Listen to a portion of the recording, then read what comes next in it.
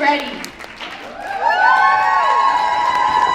I know y'all got some dessert in you, right? She got the sugar flowing. Right? Right? Y'all good? I said, y'all good? Yeah. Good.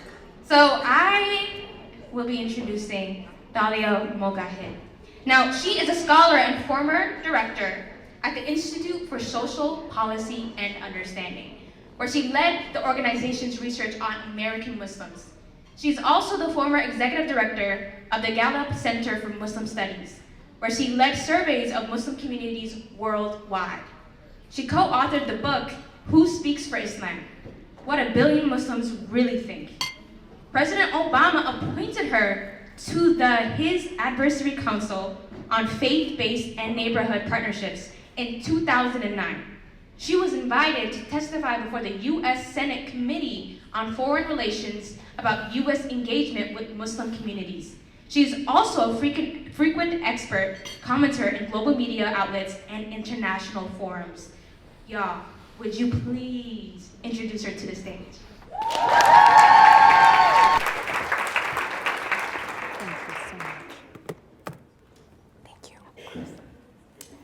بسم الله الرحمن الرحيم ربي اشرح لي صدري ويسر لي أمري واحلل عقدة من لساني يفقه قولي. Assalamu alaikum, my sisters. I'm here because we have some critical work to do. You are all amazing, capable, trailblazing women leaders. You're doing vital work like passing critical legislation, saving the environment, raising funds for the underserved, providing mental health support, and so much more. I am honored to be in your presence. And I think we're all here, partially at least, because we crave community. We have been through the collective trauma of almost 5 months of witnessing a genocide. And we need each other. We need these spaces for healing. We need these spaces for collective bearing of witness. And so I'm so honored to be a part of that. So what I want to talk to you today is about how do we find our voice and make positive change in the world, even when it feels insurmountable, overwhelming, scary, and impossible. How do we truly make change? How do we get past the resistance that we are definitely going to find? And when we do deal with that resistance, how do we hold on to the sense of empowerment that we are feeling right now? Today, I'm going to show you how we can truly create change and implement the ideas even when we hit that resistance, by leading with courage, compassion, and connectedness. Because leading is really about taking people somewhere they wouldn't have gone without you. What it means to be a leader is to assist people to do something that is sometimes uncomfortable, scary, or unpopular. I'm Dalia Mogahed, as you heard, and I'm not always popular. As a Muslim woman, like many of you, we bear the brunt of Islamophobia, according to ISPU research. The most salient and the most prevalent anti-Muslim trope is that of the oppressed Muslim woman. This trope has been weaponized to justify everything from European colonialism to the Afghan war to even the Muslim ban. So being us is not easy. And yet, here I am, like you, choosing to identify as a member of the least warmly regarded religious community in America. And I'm not scared. I mean, I'm a little nervous standing up here in front of all of you, but most of all, I'm very determined. I am determined to make change. And I think that my story can contribute to your leadership journey. I hope that you can learn about overcoming resistance to your ideas, overcoming resistance born out of stereotyping of who you are and your identity, to have the courage to speak your truth even when it's not popular. Believe me, I know. You see, you heard my bio, but what you may not know is that I'm a mom, I'm a coffee lover, I'm an introvert, I'm a wannabe fitness fanatic, and I'm a spiritual practicing Muslim. But not like Lady Gaga says, because I was not born this way. It was a choice. So when I was 17 years old, living in Madison, Wisconsin, so not far from here, I started wearing hijab. I started being very visible about my Muslim identity. And it was out of a spiritual and political awakening that started 2 years before when I read the autobiography of Malcolm X. And so some of my feminist friends were aghast when they saw me. And I heard secondhand that some of them asked, why is she oppressing herself? And the funny thing was, my choice was actually, for me, a feminist declaration of independence from the pressures I saw put on women to conform to an impossible standard of beauty. But most of all, it was about choosing conscience over conformity. And this simple decision helped me break an internal barrier of fear to do what was right, even when it wasn't popular. Practicing and identifying with my faith was a deliberate decision born out of conviction, not convention and not coercion.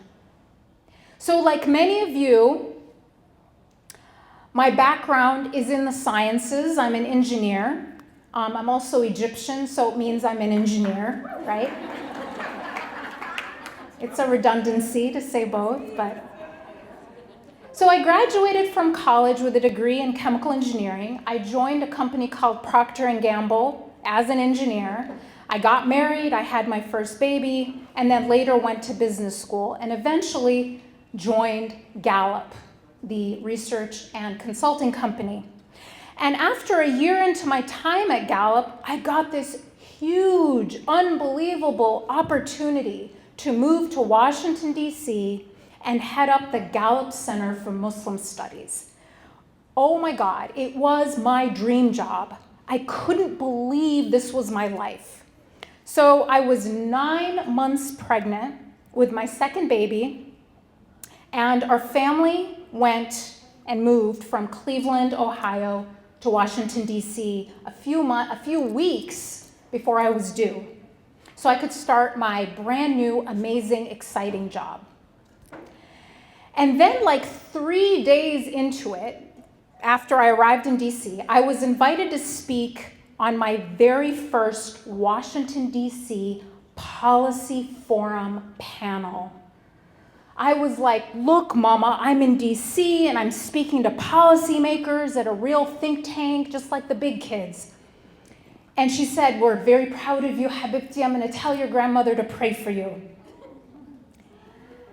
And then I read the rest of the email invitation and realized I was going to need a whole lot of prayer.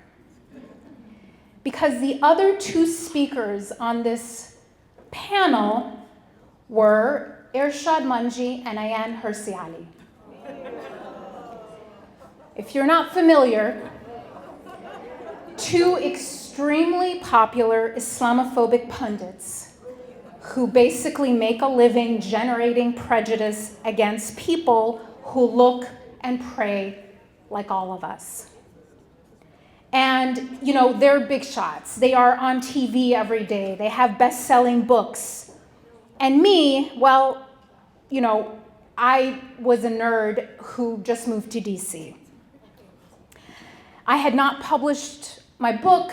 I had never been on TV. I had never really spoken anywhere outside of a classroom. And here I was up against these two, seasoned, polished pundits. I was brand new, I was unknown, and I was completely terrified. So God had just put me in this place, and he was saying to me, you asked to be used to make a difference. So here you are. Be careful what you pray for. So have you ever been in a situation where you had to show up and do something that completely terrified you? That is exactly what was going on in this situation. And on top of it, I was very, very pregnant. It was July. And none of my clothes fit me anymore. The week before, someone had asked me if I was having twins, and I wasn't, okay? So I had this running negative voice in my head. What am I doing here? Why me? They're going to be so horrible. They're going to be so mean. It's going to be this horrible experience. I'm going to look like an idiot in front of my boss. I'm going to get fired. I guess it's probably good that we haven't unpacked yet. I should just say no. But then I thought, wait a minute. This was a big deal. This was an important venue that had an influential audience, and the research that I had done, that I had led, could actually help change a critical conversation by replacing misinformation with evidence. I was a survey researcher leading Gallup's work on Muslim-majority countries, and what this means is that I had the opportunity and privilege of taking the voices of ordinary people from all over the world that had taken these surveys and bringing them to the halls of power. And that's when it hit me. As terrified as I was, it was much bigger than me. This was about giving invisible people a voice, people who are often discussed but seldom heard from. And I could bring their voice, their point of view, to the policy forums of Washington. I could give them a seat at the table if I were brave enough to speak. So after throwing up, I took a deep breath and said, okay, this is a policy discussion. I'm a researcher at Gallup. I know my stuff. I have data and evidence. And they have hype and bigotry. This is about truth-telling. And I know every point both of them are going to make because they're on TV every single day. This was 2006. They have no idea what I'm going to say because no one knows who I am. So my weakness in this case was my strength. So I dug in and I did what I do. I studied and researched and watched every video they had done, read every article they had written.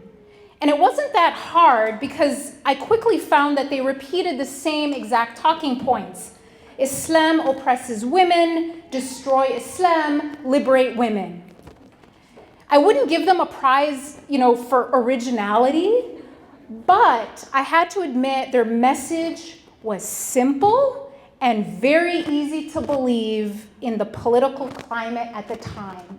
And of course not anymore because we're all so enlightened now. But at that time, a long time ago. But the Gallup data that, I was writing about painted a completely different picture. The research showed that Muslim women absolutely wanted equality. And they didn't think that they had it. They knew that their societies weren't perfect. And they wanted to work for a better reality. But they didn't blame their faith, nor did they want to eliminate it to be liberated. In fact, it was exactly the opposite. They saw their faith as a source of empowerment. It empowered women to own property, initiate a divorce, manage their own wealth, inherit, politically participate, and so much more.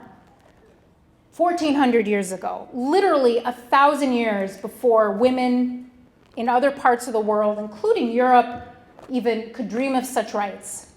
So no, Islam was not what was holding women back, according to women themselves. Moreover, Muslim women had something to say about what they wanted, and they should be able to speak for themselves. So okay, I had my facts, I had my arguments, I had my new extra large maternity suit, and I was ready. And so I got to the venue and scanned the audience. The room was completely full. It was like standing room only. And it was exactly what I had imagined Washington policy circles. Everyone looked important, was wearing a boxy suit, and no one was smiling. And the moderator began. He introduced all of us, and the other two panelists were authors that had like appeared on Oprah, had won moral courage awards, and obviously they had groupies, in the audience, judging by the applause when they were introduced. And my bio basically read nerd from Gallup. So it was really striking. No one knew who I was and was wondering, like, what am I even doing there? So I would speak last on this panel, and I sat and listened to both of them say exactly what I knew they'd say. And the audience nodded thoughtfully. I heard each of them deliver their rehearsed applause lines, and guess what? People applauded. The audience was eating it up, and I was just sitting there more and more anxious. And then it was my turn, the pregnant lady with the headscarf, barely fitting into my maternity suit. My voice was shaking as I began, but I kept talking, building my argument, delivering my key data points, and then my voice got stronger, more dynamic, even persuasive. I had anticipated every single one of their points and had evidence to refute it. I not only dismantled their flawed narrative, but I offered a compelling counter-explanation with real evidence-based solutions like things like, education, human development as alternatives to the demonization of Muslim societies and Islam that they were pushing. And to my amazement, the audience was turning. People started nodding, even taking notes, which nobody was taking notes during their talks. Guess what? Because there was nothing, to write down. Even laughing at my rare jokes, right? This was a huge compliment. I was winning them over. And near the end, one of the other panelists, it was actually Ayan, seemed to actually admit defeat. She said to me, next time I'm gonna come with my own data. I'm like, okay. So after the panel, a prominent journalist in the room came up and told me she thought my presentation was the most compelling she had heard on the topic, which was a huge compliment. Thank you. And several people asked for my card. It was an induction into the DC policy community. Wow. Like I had done it, data won over demonization. I called my mom and I said, Mama, I did it, people loved it. And so guess what? I took a risk and it was all reward, no cost, right? No, wrong. A few days later, I got called into my CEO's office. So not my boss, but the boss. So I was like, wow, I've only been here a few days and already I'm getting a promotion and a raise. So So I walked in and he looked very serious. He said, "I got an email today about your presentation earlier this week." Wow, more praise? Not exactly.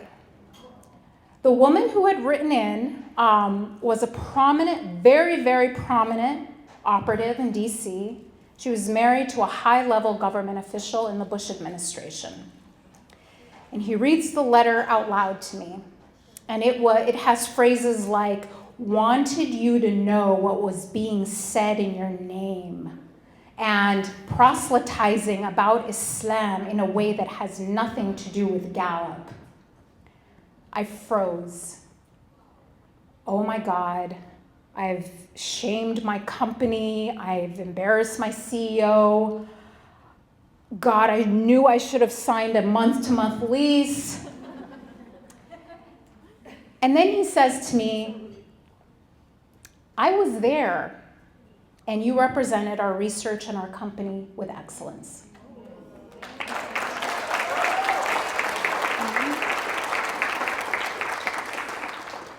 So how often have you spoken up because you felt like it was important? And how often have you stayed silent because you felt like it was unpopular? How often have you kept quiet because what you said, what you would say would cause trouble or contradict what a powerful person in the room thinks? How many of us have been in a moment where we're asking ourselves, do I be quiet or do I speak? Do I play it safe or do I take a risk? Well, I'm not here to tell you that the outcome is always terrific, but there are things that can empower your message. So the first thing is preparation. You have to know your stuff. Do your homework. Research the resistance. Know what the opposition will say. Anticipate their strongest points. Then take them down one by one with facts. The second thing is you have to form alliances. So you cannot do this alone. You have to involve others. Find other people who will support you in your vision of change. So my boss in this case was an actual ally. He knew the research I was presenting. He knew I wasn't, proselytizing about Islam in a way that has nothing to do with Gallup. And because he was in the room, he was able to support me in that way. Never forget that it's bigger than you. Courage doesn't come from having no fear. Courage comes from the realization that some things are more important than our fear.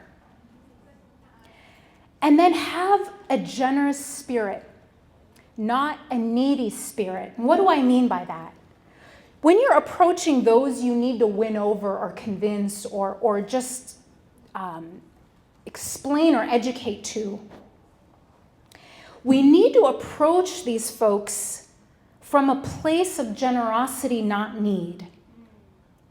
So we want to approach them by feeling like, I have something to offer you, a better future, a better way to run your organization, a more effective way, a more accurate way to think about something. I am the one giving you. And when we approach people from that place of generosity, we are in a much stronger position than when we approach them from a place of need. Accept me, love me, approve of me. And actually, the truth is, had I not taken that risk of completely embarrassing myself and alienating myself from my new professional community, I would not be speaking to you today. It was my CEO's encouragement after that episode that led me to my current career.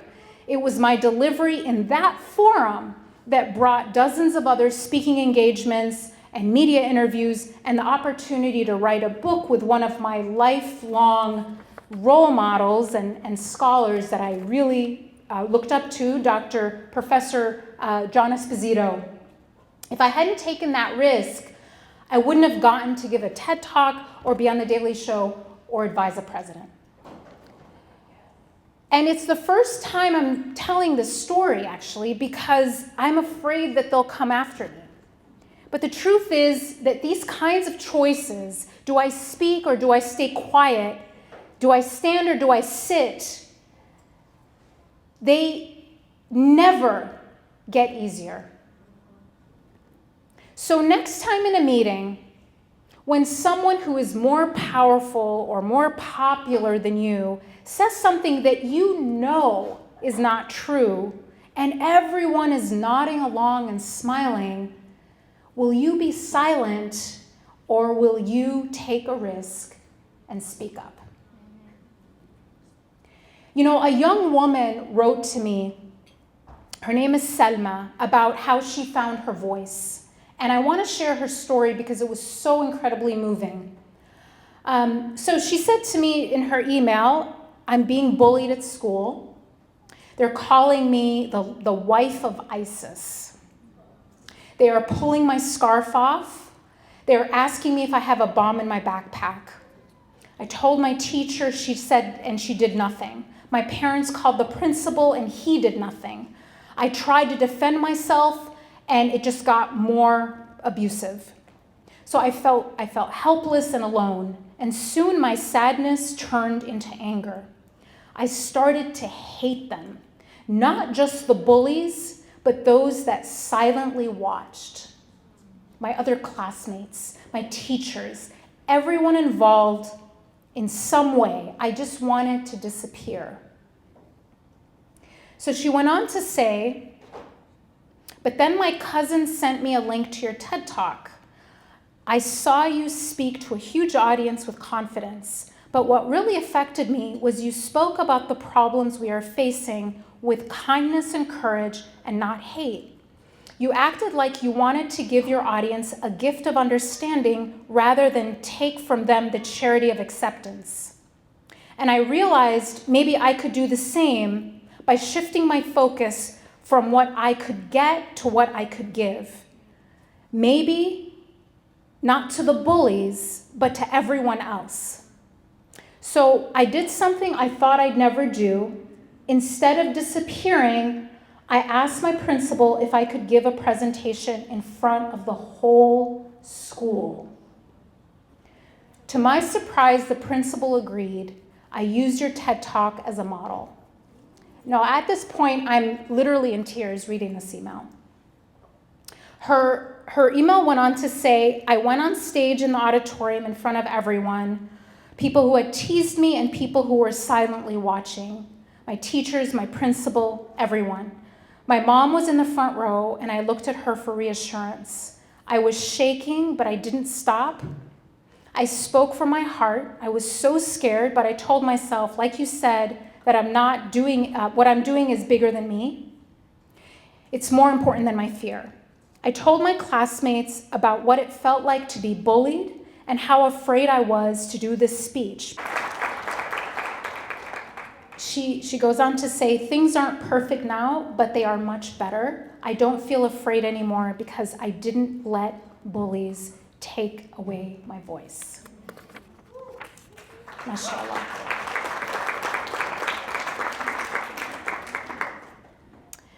So making real change when you're going to face resistance begins with courage, just like what we heard.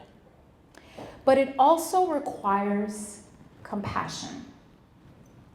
Now, one of the reasons I was so scared to do the forum, that I just told you about, is that I was afraid of getting bullied in front of the whole world.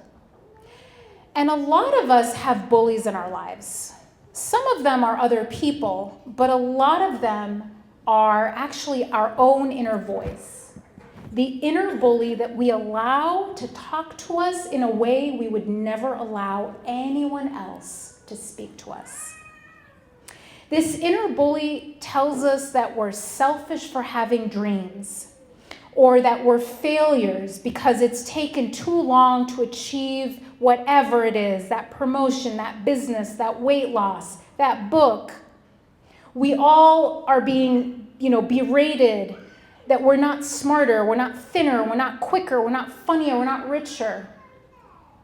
We imagine this stare of history or the glare of this imagined jury judging our every move. We hear the voice of a critical parent berating us for forgetting our homework even though we're in our 40s. We all need to stand up to that inner bully by practicing self-compassion. So we need to befriend that woman that we've been yelling at and beating up for so long and commit to progress, not perfection. So am I making progress toward my goal? Am I in a better place now than I was a year ago, 10 years ago? If the answer is yes, then keep at it and move forward. And if the answer is no, instead of beating yourself up, search for life-giving moments. Ask yourself, when is the last time you felt fully alive and totally engaged in what you were doing? How did it feel? How did it smell? How did it taste? How did it sound? How do you multiply those moments every single day? Looking for success, even if it's just moments, even if it's just glimmers, and learning from that success is the beginning of self-compassion. Change is also about approaching those who follow you and your peers with compassion. Courage is not enough. Courage is what ignites us to action, but it has to be tempered with compassion.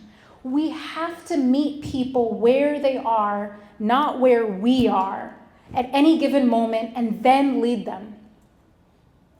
Compassionate communities are actually the ones that create brave spaces, where people can be their full selves and take risks.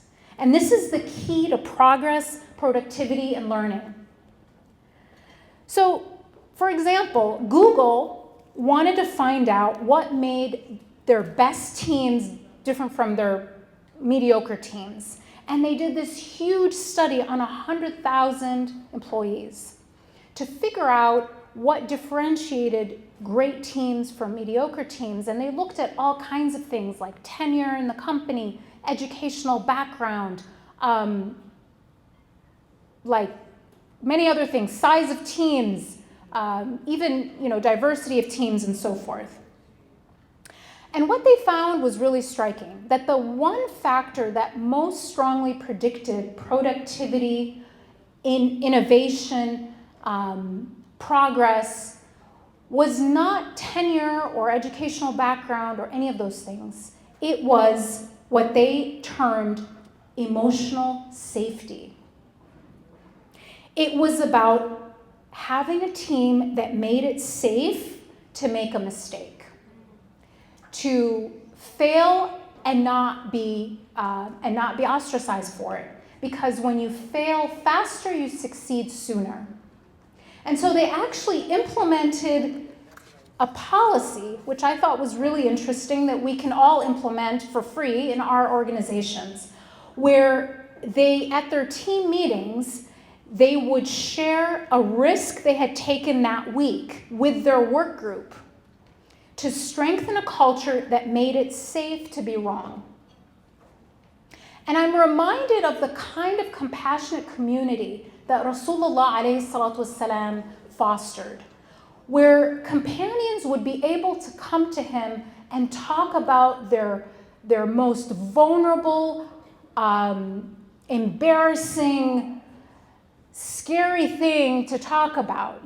Things we would be embarrassed to tell our own parents, they were able to tell the messenger of God, ﷺ. Things we might not even be able to tell our best friends. But he made it so safe to be vulnerable in his presence. And that's why we learn from those stories. And they were able to build such strong communities, such brave communities. Compassionate leadership is also just our inheritance in general. What characterizes our Prophet ﷺ was his rahmah. He was, we are told that he was not sent except as a rahmah to all the worlds. So if we claim to be this man, this man's followers, that he is our example, then this has to be our signature trait. Not just to other Muslims, although that has to be the beginning, but to all human beings, not just the ones we agree with, but all people. And not just people, but the planet. When white supremacists burned down black churches in the South, Muslims raised hundreds of thousands of dollars online to rebuild them. When misguided policies shut down running water in the city of Detroit to thousands of people, the Muslim community and Islamic Relief stepped in and made sure the water was turned back on. Because it is right, because it is what was fair, and it was the right, and it was the Muslim thing to do. Muslims offer job training and hope to previously incarcerated Americans so that they can have a new beginning. Muslims feed the hungry and clothe the needy. Muslims work to protect the environment in greening projects across the nation. And it was a Muslim right here in Minnesota that brought the murderers of George Floyd to justice in the human rights trial of our generation. Attorney General Keith Ellison. This is our way. This is our signature. We are a community of compassion. So let us leave a compassion footprints everywhere we go.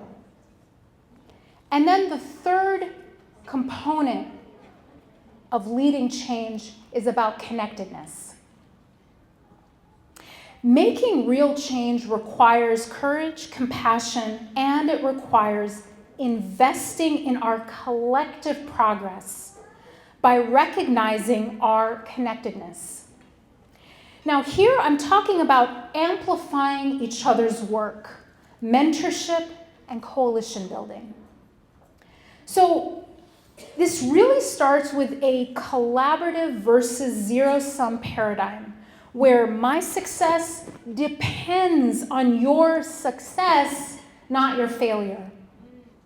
Where we promote each other's work, because that makes us all stronger, not weaker. Recently, high-ranking women in the former Obama administration shared a powerful tip about how women can get ahead in a male-dominated work atmosphere.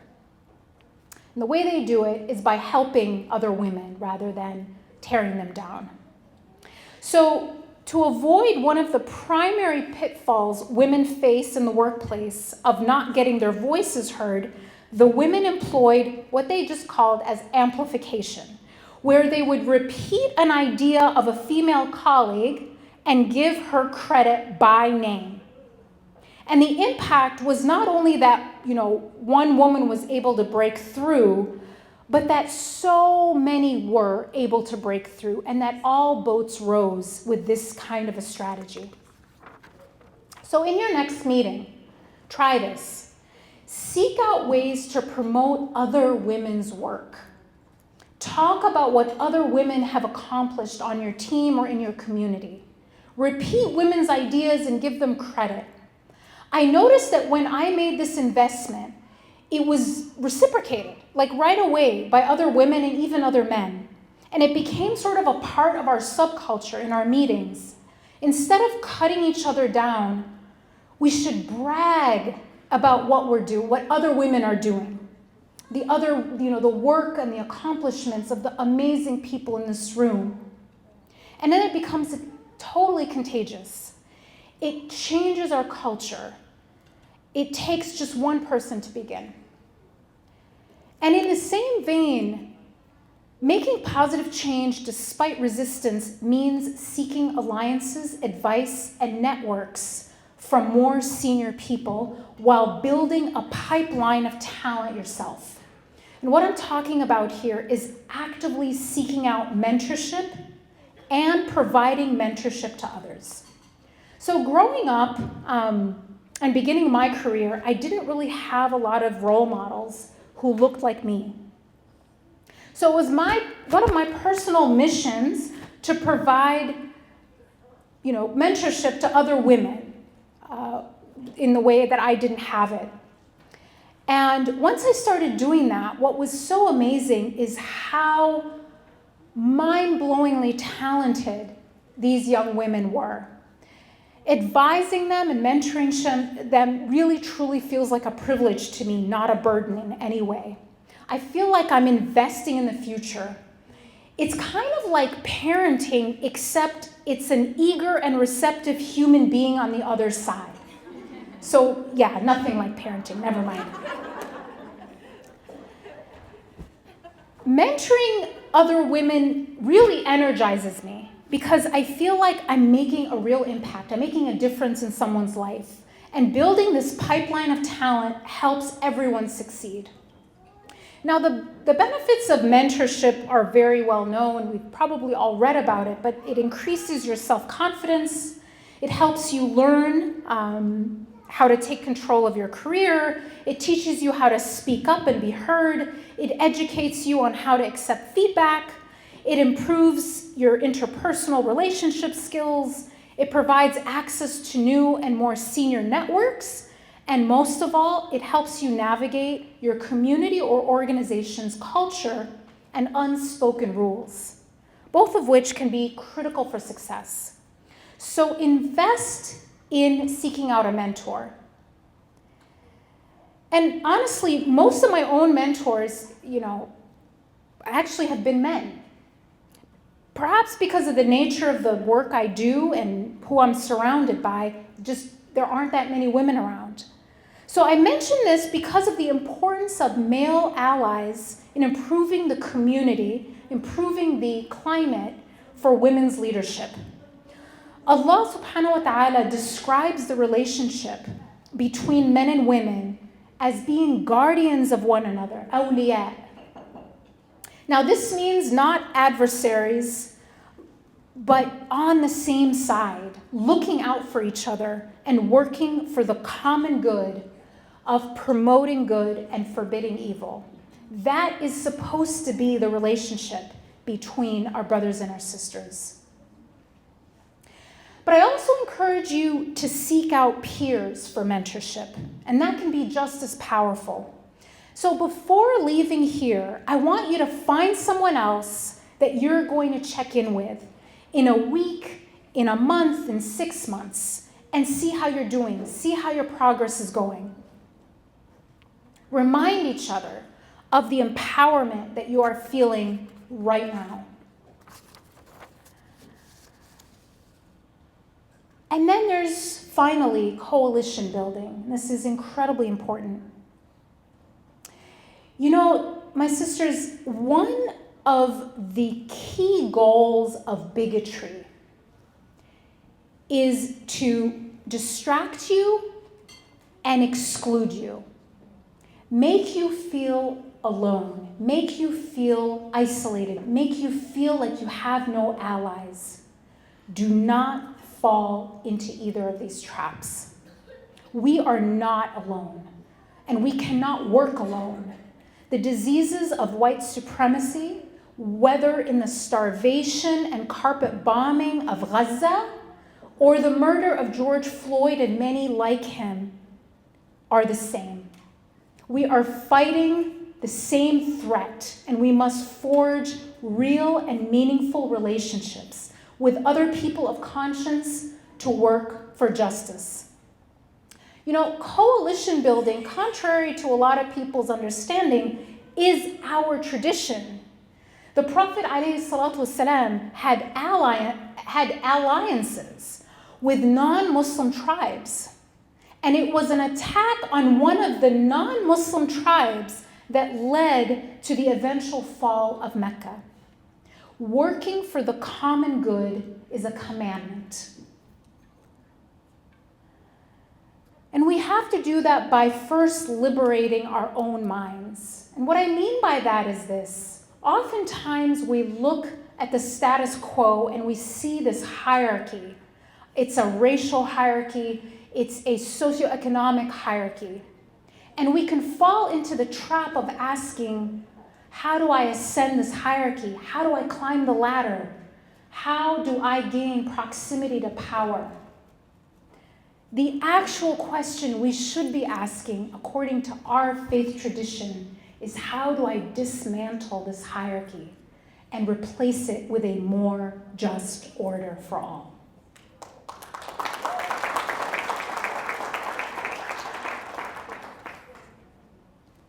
So I hope that you all go back to the important work that you're doing with fresh eyes.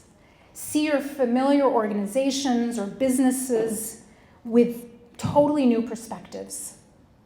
That's exhilarating, but it's also very scary. As you work to make change, there are going to be great days and there are going to be bad days. You're going to find allies where you didn't expect them, and you're going to have friends that will disappoint you. Some days you'll feel invincible, and other days you'll feel defeated. Leadership is a lot of things, but comfortable is not one of them. But you have to keep going, and you will keep going because it is too important not to. There has never been a time when we needed courageous, compassionate, and connected leaders more than we do right now in our organizations, in our communities, and in our nation. The work starts now. Thank you.